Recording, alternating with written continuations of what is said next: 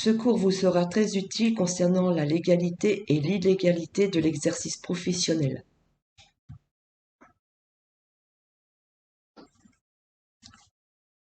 Pouvez-vous exercer en tant que praticienne en lithothérapie?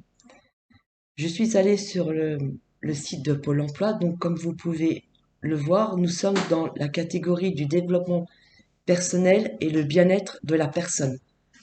Vous avez plusieurs catégories de métiers, donc coach en développement personnel, conseiller en aromathérapie, conseillère en développement personnel, herboristerie, naturopathie, phytothérapie, conseil matrimonial, énergéticienne, intervenante enfin, vous avez pas mal de métiers divers dans le développement personnel et bien-être de la personne.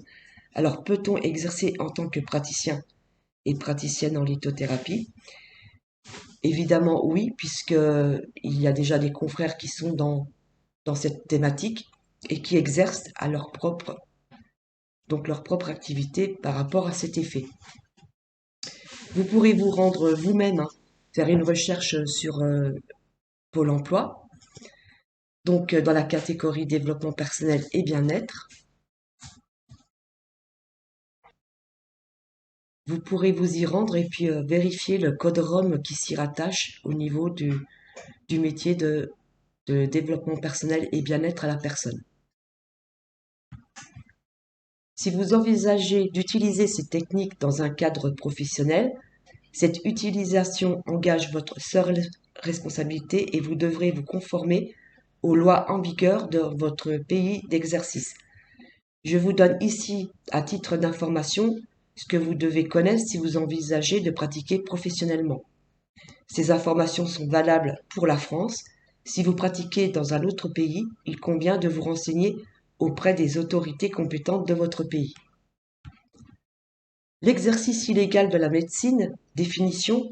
Le délit d'exercice illégal de la médecine est prévu et réprimé par les articles, donc le Code de la santé publique. Il est constitué dès lors qu'une personne pose un diagnostic ou traite une maladie habituellement ou par direction suivie, sans avoir le diplôme requis pour être médecin, chirurgien dentiste ou sage-femme. Il est puni de 2 ans d'emprisonnement et de 30 000 € d'amende. Il y a aussi exercice illégal quand le praticien médecin ou dentiste n'est pas inscrit au tableau départemental de l'ordre ou quand il a été radié. Les médecins peuvent également être condamnés pour l'incitation ou la complicité à l'exercice illégal. À moins que vous ne soyez médecin, vous n'avez donc pas le droit de réaliser un diagnostic, traiter, soigner une maladie, établir une prescription, modifier ou arrêter un traitement médical.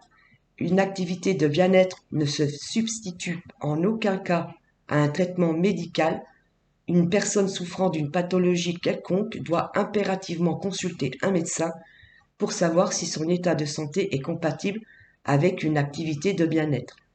La précaution idéale est d'obtenir l'accord écrit du médecin avant toute intervention de bien-être, car l'accord oral du médecin ne fait pas preuve. Il faut faire très attention à la terminologie que vous allez employer dans votre activité professionnelle. Les termes que vous utilisez sont importants et doivent refléter la réalité de votre activité de bien-être. Les termes réservés au domaine médical sont donc à proscrire, comme par exemple, donc là vous avez une liste qui est non exhaustive, diagnostic, traiter, traitement, soigner, soins, guérir, guérison, thérapie, thérapeute, psychothérapie, patient, consultation. Dans une activité de bien-être, vous pourrez utiliser des termes tels que accompagner, accompagnement, séance, client, bien-être, relaxation, détente.